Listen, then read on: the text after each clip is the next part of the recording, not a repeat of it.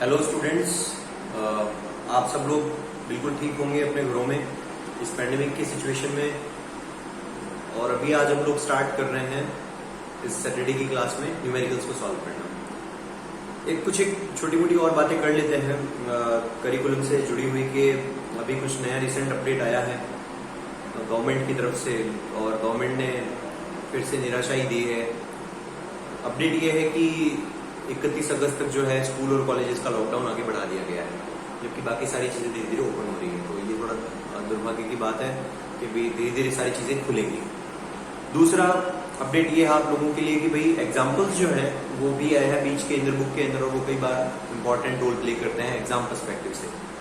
तो वो न्यूमेरिकल जो है, जो एग्जाम्पल के तौर पे बीच में दिए गए हैं, उनको आप लोग सेल्फ सॉल्व करेंगे।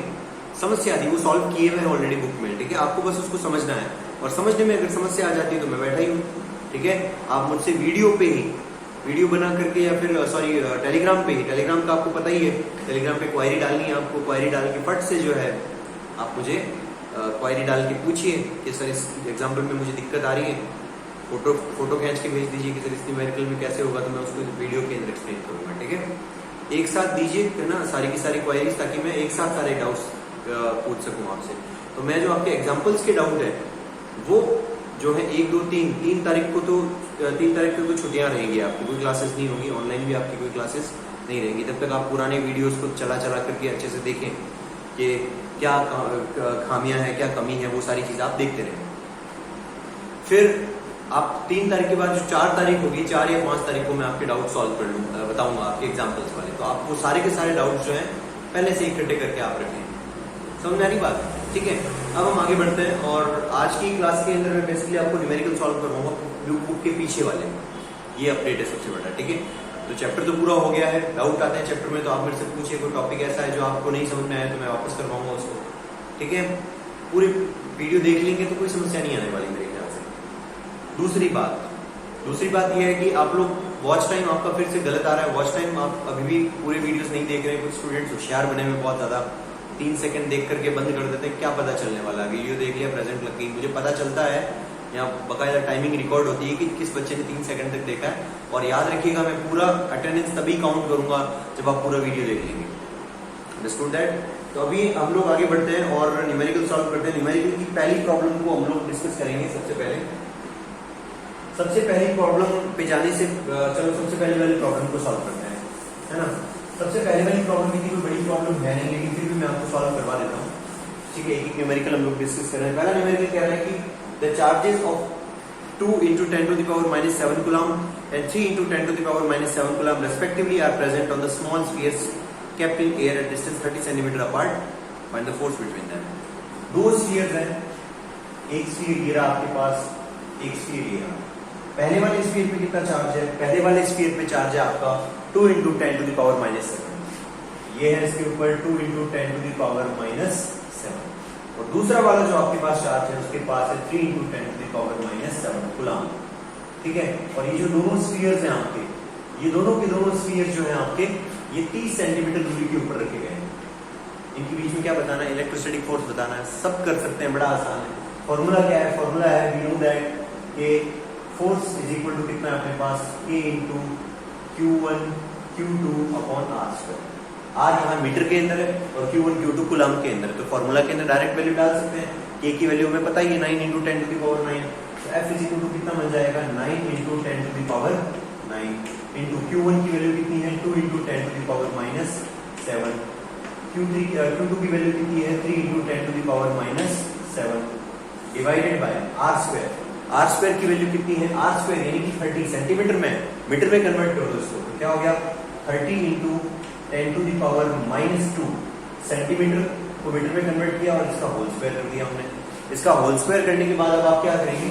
फोर्स की वैल्यू को आसानी से निकाल सकते हैं। चलो कर दिया, सारा काम हो गया। 9 × 18 18 दिया 54, 54 मल्टीप्लाई 10⁻⁻7 10⁻⁻7 मल्टीप्लाई हुए तो कितना हो गया? 10⁻⁻14। अब 10⁻⁻14 में से आपने ऐड कर दिया 10⁻9, तो कितना बच गया? 10⁻5। तो ये आ गया 10⁻5। नीचे 300 का स्क्वायर किया, देखो ऊपर होल स्क्वायर दिया हुआ है, तो होल स्क्वायर किया तो क्या है? 900 multiply with 10 to the power -2 का स्क्वायर किया तो क्या है 10 टू द पावर -4। समझ गए?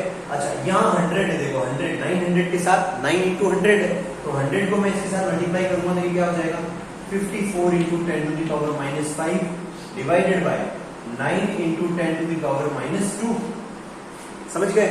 अब नॉचिंग कितने हो गए 54 हो गए आपके पास, 9 6 54, तो ये 6 यहाँ आ गया, तो f इज इक्वल टू हमारे पास कितना आ गया 6 into ये 10 to the power -2 ऊपर गया तो ये कितना हो गया 10 to the power -3, 10 to the power -3। ये आपके पास फोर्स की वैल्यू आती है और यही वैल्यू आपके बुक के अंदर भी गिवन। बड़ा आसान सा न्यूमेरिकल था, बड़ा छोटा सा प्यारा सा न्यूमेरिकल था, शुरुआत अच्छे से हुई है और आगे बढ़ते हैं। सेकंड क्वेश्चन आपका कह रहा है कि two identical metallic spheres are charged with +10 microcoulomb and -20 microcoulomb if they are kept into contact and then kept at the same separation as earlier, then find the ratio of forces in final and initial situations। दो situations आपको दी गई हैं, दो आपके पास identical spheres हैं, उन दोनों spheres को हमने क्या किया, उन दोनों स्फीयर्स को चार्ज किया, चार्ज करके पहले उन दोनों के बीच में एक डिस्टेंस रखी, डिस्टेंस के ऊपर उनका फोर्स उन दोनों के बीच में निकाल लिया, फिर उन दोनों को टच करवाया, टच करवा के फिर से उसी डिस्टेंस पे रखा, तो अब दूसरी बार भी फोर्स कैलकुलेट किया। दो टाइप के फोर्सेस हैं, दोनों फोर्सेस का हमें क्या निकालना है, रेशियो निकालना है। तो चलो रेशियो निकालते हैं इसका।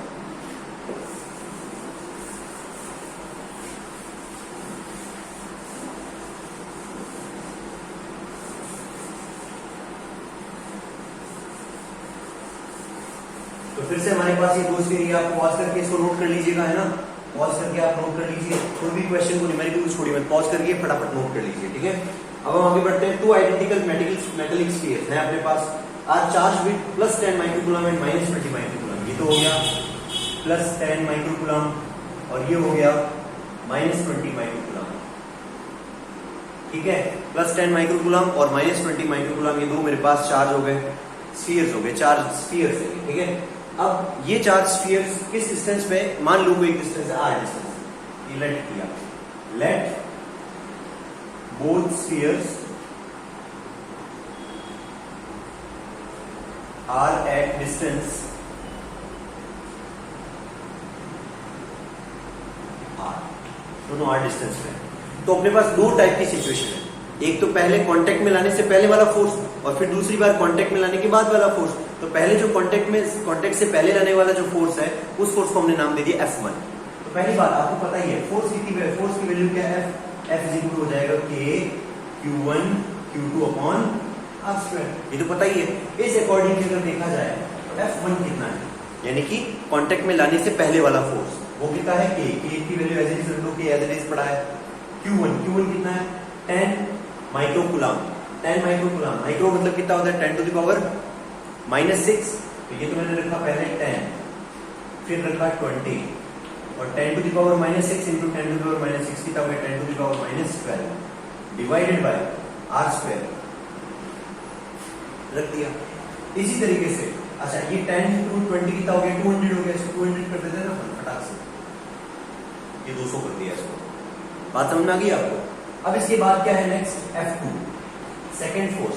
ये कौन सा सेकंड फोर्स है, कांटेक्ट टच करवा के उसके बाद में वापस सेम डिस्टेंस पे रखा, उसके बाद कितना फोर्स होगा, तो डिस्टेंस तो आ ही रहेगी, है ना, सेम सेपरेशन कहना है आपने, तो सेम सेपरेशन यानी डिस्टेंस सेम रहेगी, डिस्टेंस में कोई चेंज नहीं आएगा। तो इसका मतलब F2 कितना हो जाएगा अगेन K इनटू। अब देखो जब आप टच करवाते हो ना दो चार्जेस को, तो टच करवाने से क्या होता है, टच करवाने से ऐसी स्थिति होती है कि जिस तरफ इलेक्ट्रॉन ज्यादा है वहां से चल के इलेक्ट्रॉन कहां जाएंगे, कम की ओर। इलेक्ट्रॉन किसके पास ज्यादा है, -20 माइक्रोकूलम के पास ज्यादा है, और कम किधर है +10 माइक्रोकूलम, तो उधर इलेक्ट्रॉन जाएंगे। तब तक जाएंगे जब तक दोनों तरफ इलेक्ट्रॉन बराबर नहीं हो जाते, यानी नेगेटिव चार्ज बराबर नहीं हो जाता। तो यहां से पहले देखो -20 + 10 कितना हुआ, इसके पास कितना बचा -10 बचा, और इसके पास कितना हो गया 0। समझ आई बात, इसके पास कितना हो गया 0, फिर इसके पास अभी भी -10 है, -10 में से कितने निकले के बराबर हो जाए -5, तो इधर भी -5 और इधर भी -5। तो यहां हम लोग लिख लेते हैं after getting into contact spheres, both spheres है ना, दोनों ही spheres, both spheres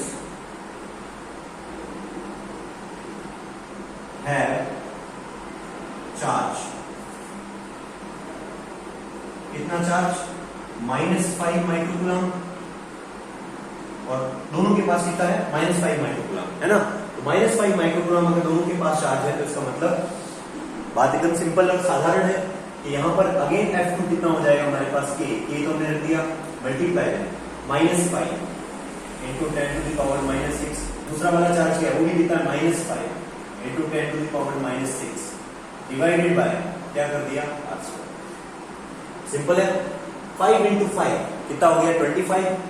ये हो गया F2 इज इक्वल टू हमारे पास कितना है K into 25 into 10⁻12 divided by R²। Simple है। अब हमें निकालना क्या है, ratio of forces in final and initial situation. समझ रही बात, फाइनल और इनिशियल सिचुएशन का क्या निकालना है, रेशियो निकालना है। तो फाइनल सिचुएशन कौन सी है, ये वाली F2, और इनिशियल सिचुएशन कौन सी है F1। तो हमें निकालना क्या है F1/F2, यही तो रेशियो है। तो F1 की वैल्यू क्या है, ये रही K into 200 multiply by 10⁻12 divided by R²। फिर इसको डिवाइड किया F2 से, F2 कितना है K into 25 into 10⁻12 divided by R²। K से K गया, 10⁻12 से 10⁻12 गया, R² से R² गया, बचा क्या 25 200। तो इसका मतलब F1/F2 कितना आया 200 डिवाइडेड बाय 25। कितनी बार गया, 8 बार गया, और नीचे क्या एक बार गया। तो इसका मतलब F1/F2 की वैल्यू क्या है 8/1, 8/1, यानी कि रेशियो क्या है आपके पास 8:1। F1:F2 ये दोनों का रेशियो हमारे पास आ गया। तो इस तरीके से ये सेकंड क्वेश्चन भी बड़ा आसान था।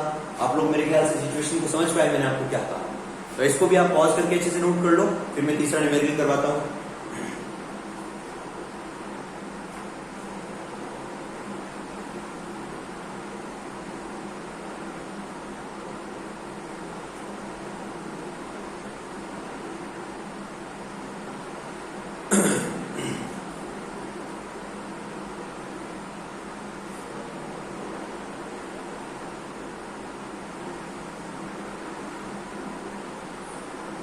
अब देखो तीसरा न्यूमेरिकल क्या कहता है।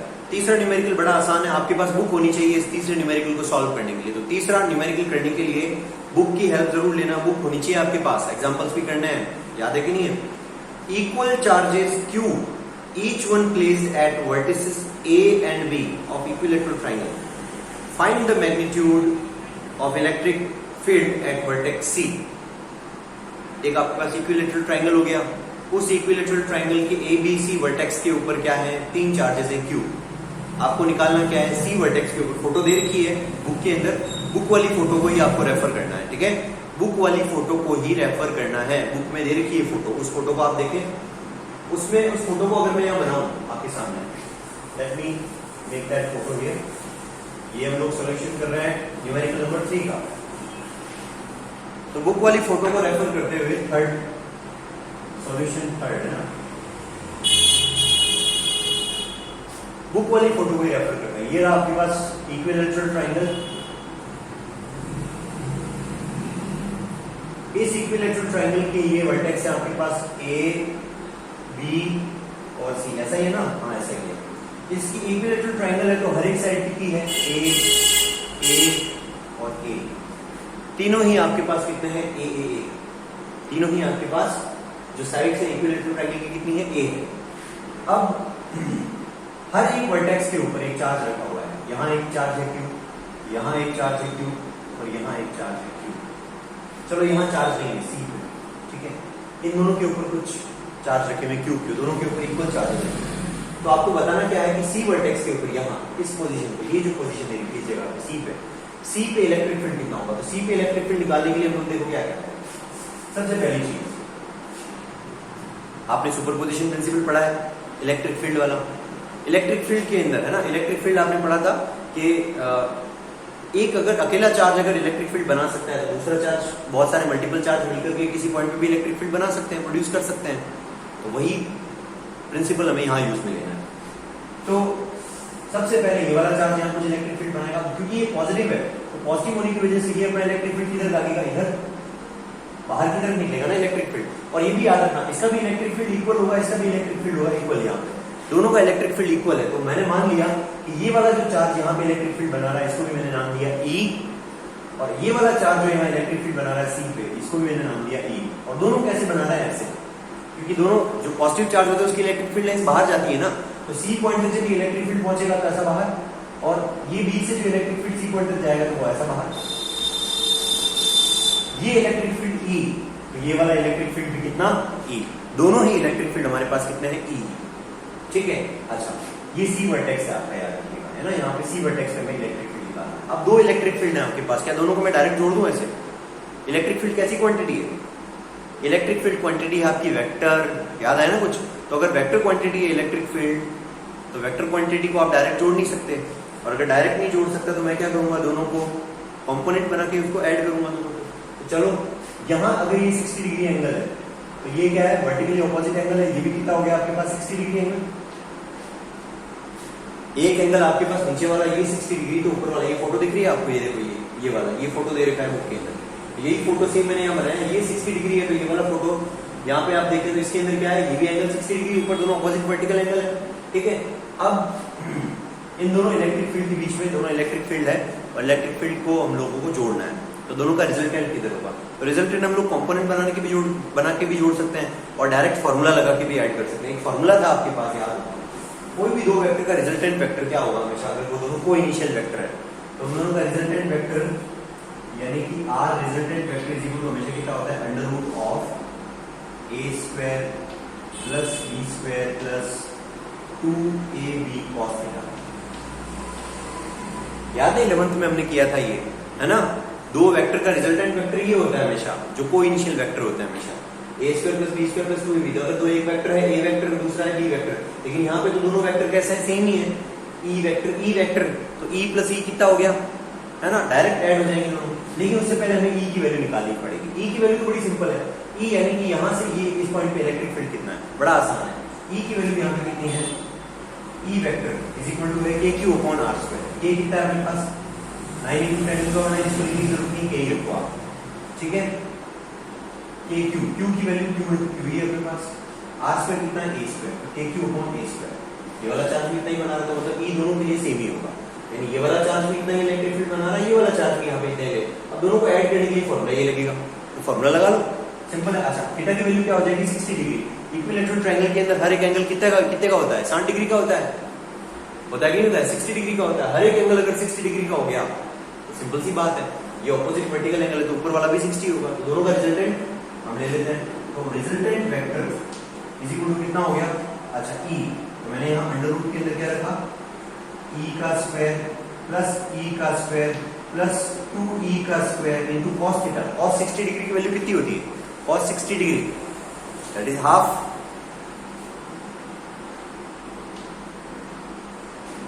हाफ था, तो हाफ से ये देखो 2 कैंसिल हो गए, 2 कैंसिल आउट हो गया अंदर ही, तो बचा क्या हमारे पास? e square plus e square plus e square, 3e square, है ना? e square plus e square plus e square, how much? 3e square. तो मैंने यहाँ रख दिया 3e स्क्वायर। तो ये बन गया अपने पास resultant vector r vector is equal to under root of 3e square. 3 बार e स्क्वायर आया। अब उसमें से e स्क्वायर तो क्या है? स्क्वायर वाली क्वांटिटी है, वो अंडर रूट से क्या आ जाएगा? बाहर। शाबाश, ये आ गया हमारे पास r vector is equal to क्या आ गया बाहर? e under root 3। अब e की वैल्यू क्या है? ये चिपका दो यहाँ पे पास, ये आ गया हमारे पास r vector is equal to क्या आ गया? k under root 3 into k q upon, ये आपकी वैल्यू होनी चाहिए, ये आपका आंसर है। नीचे वाला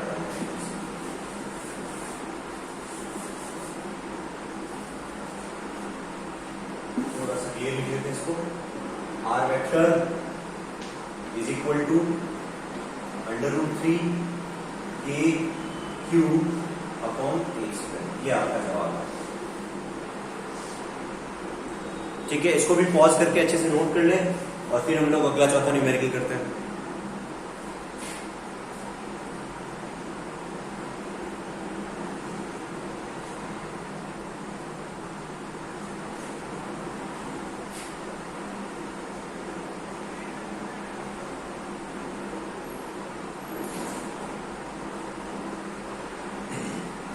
देखो भाई अगला न्यूमेरिकल चौथा है, two identical charges spheres are suspended by string of equal length, the string make an angle of 30 degree with each other when suspended in liquid of density that much 0.8 gram per centimeter cube, the angle remains the same. What is the dielectric constant of liquid? Liquid density of a material of sphere is 1.6 gram per centimeter cube. अच्छा, dielectric constant क्या है? ये dielectric constant के बारे में मैंने आपको शायद बताया नहीं है ना? मैंने आपको रिलेटिव परमिटिविटी के बारे में तो बताया है वीडियो के अंदर, लेकिन डाइलेक्ट्रिक कांस्टेंट के बारे में नहीं बताया। तो ये जो चौथा न्यूमेरिकल है ये हम लोग नेक्स्ट क्लास में करेंगे। उससे पहले मैं आपको क्लियर करवाऊंगा कि डाइलेक्ट्रिक कांस्टेंट क्या होता है। तो डाइलेक्ट्रिक कांस्टेंट पहले क्लियर करेंगे, उसके बाद हम लोग चौथा न्यूमेरिकल करेंगे, ठीक है। लेकिन हम लोग अगली क्लास में हम लोग सीधा जो है इसको 5वें न्यूमेरिकल से शुरू करेंगे, 5वां, 6ठा और ऐसे हम लोग आगे बढ़ेंगे, ठीक है। तो अभी के लिए बस इतना ही। डाउट्स आए तो मुझसे पूछिए और आज की क्लास हम यही समाप्त करते हैं। चलो फिर।